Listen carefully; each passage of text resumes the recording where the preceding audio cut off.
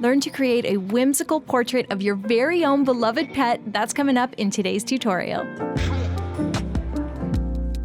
Hey friends, welcome back. My name is Shayda Campbell, and today we are tackling pet portraits. This is going to be a lot of fun, and I'm excited to share with you. So the supplies are basic watercolor stuff. I'm in a little sketchbook. I have my Shayda Campbell watercolor set, number 8 round brush. Everything is linked in the description. And starting in pencil, we're going to sketch a little oval in the center of our paper here. And this is just to give us a framing for our beautiful pet portrait. And then I am going to start by mixing up my paint. So what you want to do is wet all of those little cakes of paint. And then to get a nice medium brown, I'm using burnt umber and Naples yellow with lots of water. And then I'm going to mix up a sort of gray brown using Payne's gray and burnt umber. And again, lots of water so that that color doesn't get too dark. It'll look dark, but it's transparent. And then for my backdrop, I want to mix white with like just a hint of rose madder hue. And then maybe I'll put a little Naples yellow or just regular yellow in there to make it a little more peachy, but it's very, very light. So lots of white, lots of water.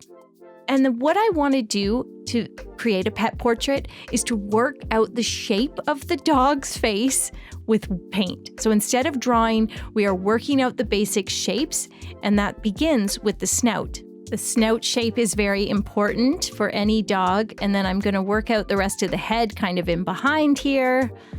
So that's done. You just want to break your dog's face down into its basic shapes, and it doesn't have to be perfect, not by a long shot. Next up, we have the ears. So look at the shape of the ears and just try to capture it, even if you exaggerate things slightly. Try to capture things, but don't worry about them being perfect. You know, if your dog often has a little tilt to their head, try to make the face a little bit tilted. Those are the things that really matter. The snout, the head, and the ears. And then we are going to put a cute little party hat on our dog. So this is just a triangle with a rounded bottom. I just want to add some fun little things. You could put a bow tie on your pup. You could put a handkerchief, a hat, a flower in their hair. I don't know.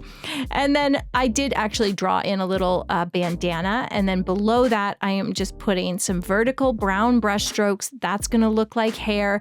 But if it just kind of looks like a blob right now, don't worry about it, because we're going to add all of the hair texture when we come back in and do shading. This is a mixed media project where we combine watercolor with colored pencil.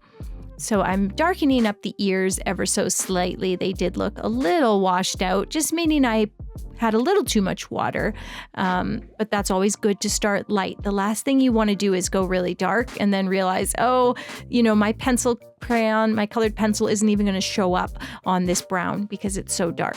So our pup is looking good. I mean, he's not looking too good. He looks kind of basic. Well, I hope that's encouraging, because things do not need to look perfect at this stage. Now, the next step I am doing is just filling in the oval with a nice watery color, my light pink. This is optional. This step is optional. You don't have to add this color. If you do, just be careful going around the dog. You don't want the pink to blend, with that darker brown. So just use your round brush to your advantage. You've got that nice delicate point for doing detail work, and then that big belly for laying down swashes, large swashes of color. Okay, we are at the point where we can pretty much let this guy dry. Let's take a second to put away those paints and grab our colored pencils. And next up, we'll use those colored pencils to build texture and detail the easy way. I'm going to guide you through it, but first, while this is drying, I want to give you 3 examples of how I would approach other pups. For a schnauzer type dog, start with the puffy round snout, do rounded head shape, and then those 2 ears pointing down on top. After that, you add the shading. Next step, let's do something more like a terrier, rounded snout, rounded head, pointy ears, and then you add the face and the shading. That'll be the next step for us as well. Let's try a dog with a slightly longer face. We'll do that long snout, rounded face, long ears, and then again, just the shading and simple dots for eyes. I can't cover every dog. I wish I could, but I want to give you the skills to make the best dog portrait you can make, no matter what type of dog you have. So I'm coming in with my colored pencil now. We're going to start with black and do his big round nose. I think I made mine a little too big, but that's okay. And I left a little highlight on top, little upside down T or Y below for the mouth, the snout. And here's where we can really begin to do some shaping. So what I'm going to do first is color in his head that is not snout. That's going to really make the snout stand out. And I have exaggerated these features a little bit. He's got like a very long rounded snout. He's going to look so cute though. And then I'm adding a little darker brown up under the hat. And then I'm going to take that nice honey color and add lots of vertical, lines to make it look like hair. I'm kind of blending a couple different browns and dark browns, light honey brown and a darker brown here.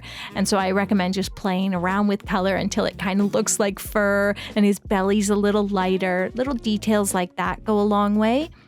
And then I'm using just a slightly different brown here to shade the snout so that we can tell what is snout and what is not snout, I guess.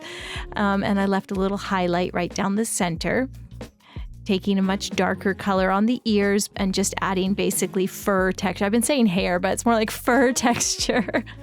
My dog is so hairy. And using a bit of black there as well. So that's why you don't want to go too dark with your watercolor paint, because your dark pencils won't stand out. So if your watercolors look washed out, that's okay. And we'll add a little darker color under his bandana so that it shows there's a bit of shadow there. And, we could go a little darker under his snout. All of this shading just goes such a long way. And, for me, I'm always going to be a little more comfortable with a pencil than I am with a paintbrush because I grew up with a pencil in my hand. So this is a great way to jump into watercolors by using mixed media. You get the control of a pencil, or you could be using a brush pen, brush markers for this step as well. Okay, now I'm placing his eyes, which his eyes are quite wide set. So we just want to be aware of, are the eyes close together or are they farther apart? That will make a big difference as far as your portrait looking real or true to life.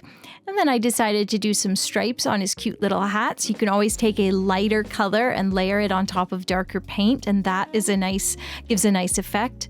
Put a little half pom-pom up there. And he's really coming together. I mean, he looks pretty good. I'm also going to take a very light gray and do some shading on the bandana. So anywhere there's kind of a crease, you could have done this with light gray paint as well. With the shading in place, you can then add a pattern on the bandana if you would like to. Polka dots would be a good simple one to do. I'm doing like a checkerboard or just like a grid, but with lines, you want to make sure that the lines are not straight. So I've got them kind of wiggly vertical lines and then wiggly horizontal lines going through. And then I'm going back in with my black pencil crayon and I did a bit more shading and I'm going to outline the oval to give him like this very playful, whimsical framing. I mean, with pet portraits, there's something silly and wonderful about it. So we want to capture that playful vibe. And I think we do that by, putting the hat on him, using playful colors like pink and red and blue, and definitely adding the border and a backdrop and stuff like that. So yeah, this guy's looking pretty good.